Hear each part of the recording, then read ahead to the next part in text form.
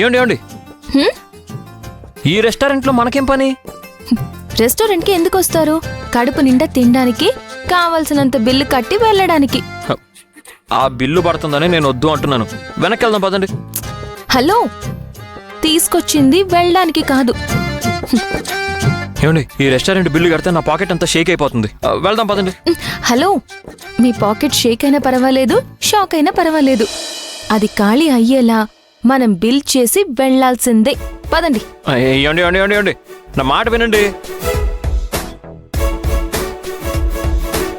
భూమి గారు రండి, కూర్చోండి. ఏమండి ప్లీజ్ అండి నా మాట వినండి, వెళ్ళిపోదాం అండి. మాధవ్ గారు కూర్చోండి, ఎక్కువ చేయకుండా కూర్చోండి.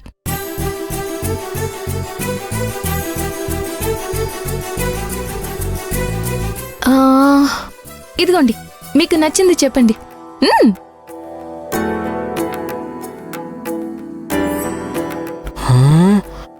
భూమి గారు ఈ ఐటెం చూసారా?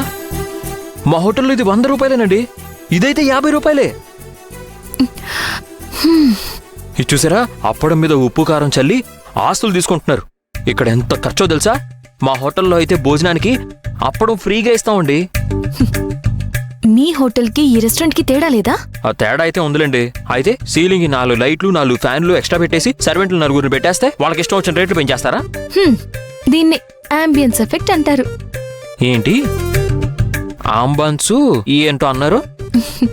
Ambience effect. కూర్చుని తినే ప్లేస్ లో అంబియన్స్ బాగుంటే చాలు.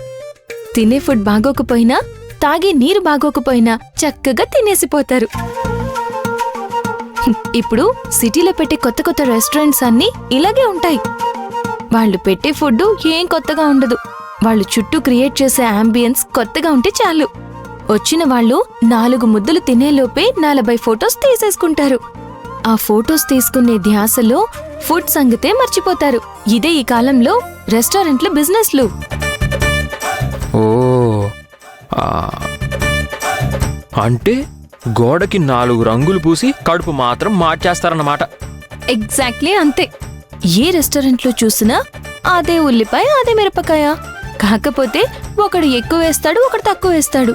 అంబియన్స్ కి మాత్రం ఎక్కువ ఖర్చు పెడతారు. అదన్నమాట సంగతి.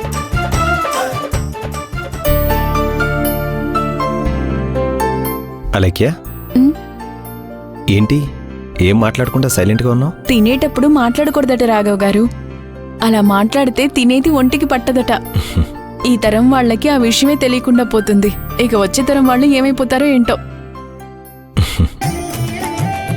మన పిల్లలకి మాత్రం ఇలాంటి మంచి లక్షణాలన్నీ నేర్పించాలి. అలక్య నిజంగా ఈ కాలంలో పుట్టాల్సిన అమ్మాయి కాదు. ఎన్ని మంచి విషయాలు తెలుసు తనకి, ఎన్ని మంచి లక్షణాలున్నాయి. ఇలాంటి అమ్మాయిని పెళ్లి చేసుకుంటే ప్రతి ఇంట్లోనూ నెక్స్ట్ జనరేషన్ మంచి విలువలు నేర్చుకుంటుంది.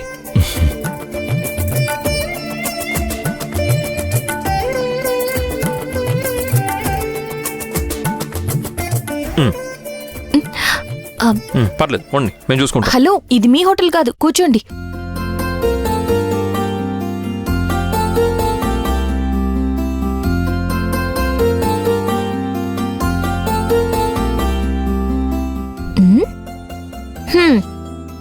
గుమగుమలాడే ఫుడ్ వస్తే గుటకలేస్తూ తినాలి, కానీ మీరేంటి గుండెపోటు వచ్చినట్టు చూస్తున్నారు? అది కాదు భూమి గారు, నేనిలా ఈ రెస్టారెంట్కి వచ్చి తిన్నానని తెలిస్తే మా అన్నయ్య ఎంత ఫీల్ అవుతాడు, ఎంత గొడవ చేస్తాడు.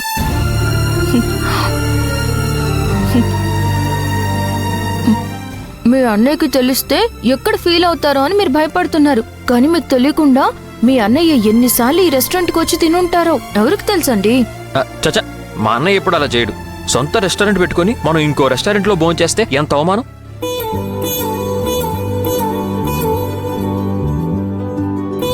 మాకు మేమే మా హోటల్ని తగ్గించుకుని ఈ హోటల్కి ఎక్కువ మార్కులు వేసినట్టు అవుతుంది.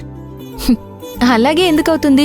మీ హోటల్లో ఫుడ్ రేంజ్ ఎలా ఉందో తెలుసుకోవాలి అంటే ఇంకో హోటల్లో మీరు అప్పుడప్పుడు టేస్ట్ చేయాలి. అప్పుడే మీ హోటల్లో ఉన్న ఫుడ్ అందరికీ నచ్చేలా ఉందో, తిన్నాక నొచ్చుకునేలా ఉందో మీకు తెలుస్తుంది. భూమి గారు, మీకు చాలా విషయాలు తెలుసండి. ఇప్పుడు నాకు తెలుసా లేదా అన్నది ముఖ్యం కాదండి, మీరు తెలుసుకోవడం ముఖ్యం. ఎందుకంటే మీరింకా బ్లాక్ అండ్ వైట్ సినిమాల్లో బిజినెస్ చేస్తారే ఆ వ్యాపారంలోనే ఉన్నారు. మోడర్న్ బిజినెస్ మ్యాన్ ఎప్పుడవుతారో ఏంటో. సరే సరే, ముందు తినండి, తర్వాత మాట్లాడుకుందాం. హా?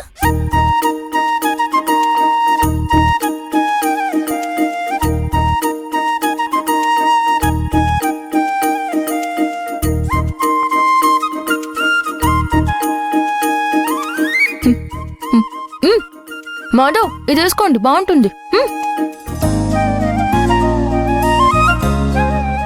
చేయి కడుక్కొని వస్తాను. ఫింగర్ బాల్ వస్తుంది. నేను అక్కడే కడుక్కుంటానండి.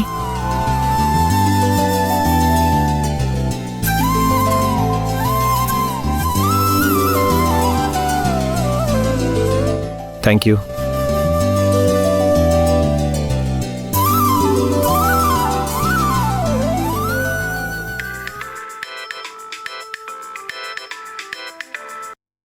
హలో హలో, చెప్పండి. ఇక్కడే ఉన్నాం.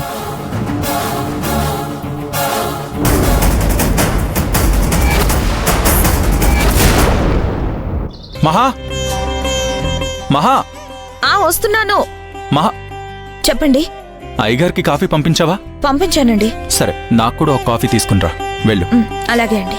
శంకరం, అయ్యా రండి, కూర్చోండి. మీ ఇంట్లో పరాయి వాళ్ళకి ఇచ్చిన గౌరవం ఇంట్లో వాళ్ళకి ఇవ్వడం తెలీదా?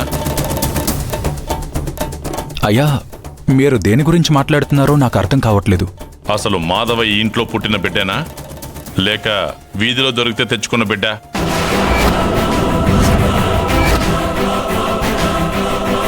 ఏంటండి అలా మాట్లాడుతున్నారు?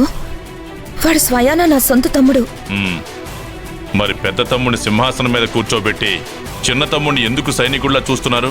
వాళ్ళిద్దరి మధ్య అలాంటి భేదం మీకెందుకు కనిపించిందో నాకు తెలియదు, కానీ మా ఇంట్లో వాళ్ళం ఎప్పుడూ కూడా వాళ్ళ మధ్య భేదం ఉందని మేము అనుకోవడం లేదు. అది మీరనుకుంటే సరిపోదు, చూసేవాళ్ళు అనుకోవాలి. ఇంటి యజమానులు అందరూ డైనింగ్ టేబుల్ దగ్గర భోజనం చేస్తే మాధవ్ మాత్రం ఒక పనివాళ్లాగా ఓ పక్క నేల మీద కూర్చుని తింటాడు. హోటల్లో సర్వర్లాగా అన్నం వడ్డిస్తాడు, పనివాళ్లాగా ఎంగిల్ ప్లేట్లు ఎత్తుతాడు, కూలివాళ్లాగా బస్తాలు మోస్తాడు, గ్యాస్ సిలిండర్ మోస్తాడు. రాఘవ్ మాత్రం గల్లా పెట్టి దగ్గర కూర్చుని డబ్బులు వసూలు చేసుకుంటాడు. ఇదేనా మీ పెద్ద తమ్ముడికి చిన్న తమ్ముడికి మీరు ఇస్తున్న సమానత్వం? చూడండి, ఒక తల్లి కడుపున పుట్టిన బిడ్డల తారీఖుల్లో తేడా ఉంటుందేమో గాని ఆ తల్లి చూపే ప్రేమలోనూ పెంపకంలోనూ తేడా ఉండదండి.